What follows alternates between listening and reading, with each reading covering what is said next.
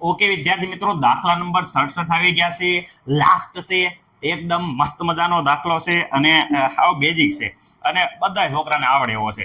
Okay, શરૂઆતમાં જોઈએ n બરાબર 4 સાથે સંકળાયેલી પેટાકોષની આપણે કેટલી પેટાકોષ સંકળાયેલી છે અને પેટાકોષમાં આપણને એમ કહે છે કે કેટલાનું મૂલ્ય જે સ્પિન ક્વોન્ટમ આર્ક છે એનું મૂલ્ય -1/2 ધરાવતા હોય. ઓકે, પહેલી વાત છે કે પહેલા જ્યારે -1/2 સ્પિન ક્વોન્ટમ આર્ક ક્યારે હોય? તો વિદ્યાર્થી મિત્રો, જે ઇલેક્ટ્રોન વિદ્યાર્થી મિત્રો સ્પિન, તમને ખબર છે કે ઇલેક્ટ્રોનની બે પ્રકારની સ્પિન હતી. એક આ પ્રકારની સ્પિન હતી અને એક અહીં નીચે પ્રકારની સ્પિન હતી. આ હતી તો વિદ્યાર્થી મિત્રો એમાં +1/2 કહેતા હતા. ઓકે, જ્યારે ઇલેક્ટ્રોનની સ્પિન વિદ્યાર્થી મિત્રો નીચેની તરફ હોય તો આપણને ખબર છે કે નીચેની તરફ હોય ત્યારે આપણે શું કહેતા હતા? -1/2. ઓકે, -1/2 કહેતા હતા. ઓકે સર, અમને કાંઈ પ્રોબ્લેમ નથી, વ્યવસ્થિત રીતે છે. ઓકે, બધાને અમને ખબર પડી ગઈ. તો મતલબ અડધા ઇલેક્ટ્રોન, અડધા કેટલો ભાગ વિદ્યાર્થી મિત્રો? અડધો ભાગ એ આ હોય અને અડધો ભાગ એ વિદ્યાર્થી મિત્રો -1/2 હોય. સર એ વાત તો સાચી છે, પણ આપણે પેલા પેટાકોષ તો ગત નાખો. તો વિદ્યાર્થી મિત્રો હું કહું છું કુલ પેટાકોષની સંખ્યા, કુલ પેટાકોષની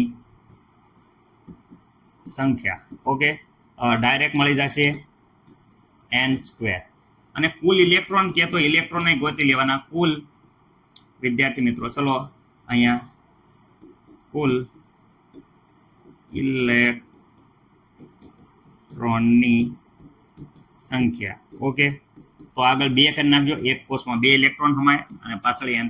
ઓકે, ચલો પેટાકોષ મેળવી લે. પેટાકોષમાંથી વિદ્યાર્થી મિત્રો અહીંયા જોઈ શકો છો કે n બરાબર 4 છે, તો 4નો વર્ગ, તો 4નો વર્ગ વિદ્યાર્થી મિત્રો 16 થઈ ગયો. એટલે સંકળાયેલી કુલ પેટાકોષ છે એની સંખ્યા વિદ્યાર્થી મિત્રો ખાસ યાદ રાખજો, કેટલી છે?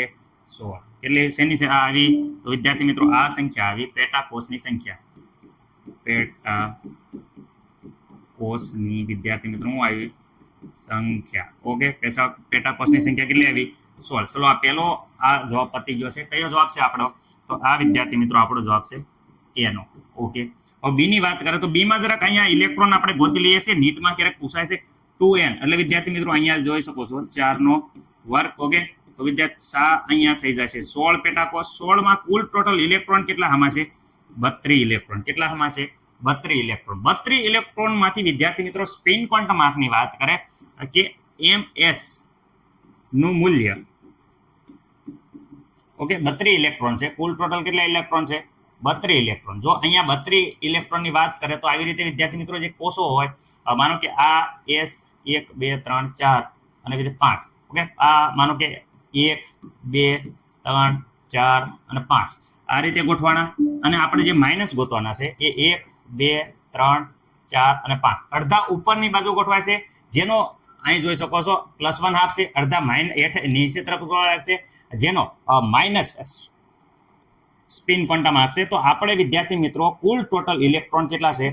32. 32ના અડધા કરો તો વિદ્યાર્થી મિત્રો 32ના અડધા કરશું તો અહીંયા ખબર છે બધાને કે 16 થઈ જાય છે. 16 છે જેનું વિદ્યાર્થી મિત્રો શું છે કે વિદ્યાર્થી 16 છે જેનું વિદ્યાર્થી મિત્રો ms મૂલ્ય, કયું મૂલ્ય?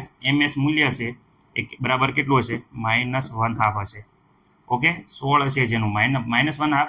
બાકીના 16, તો બાકી 16 છે વિદ્યાર્થી મિત્રો આ 16 જેનું ms નું મૂલ્ય શું હશે? +1/2. ઓકે, આ કેટલું હશે? +1/2. ઓકે, ms એટલે સ્પિન ક્વોન્ટમ આર્કનું મૂલ્ય. તો વિદ્યાર્થી મિત્રો ખાસ યાદ રાખજો, આપણો અહીંયા જવાબ આવે છે બી બરાબર જવાબ આવ્યા. કેટલા ઇલેક્ટ્રોન આવ્યા? 16 વિદ્યાર્થી મિત્રો ખાસ યાદ રાખજો. કેટલા ઇલેક્ટ્રોન આવ્યા? 16 ઇલેક્ટ્રોન. ઓકે.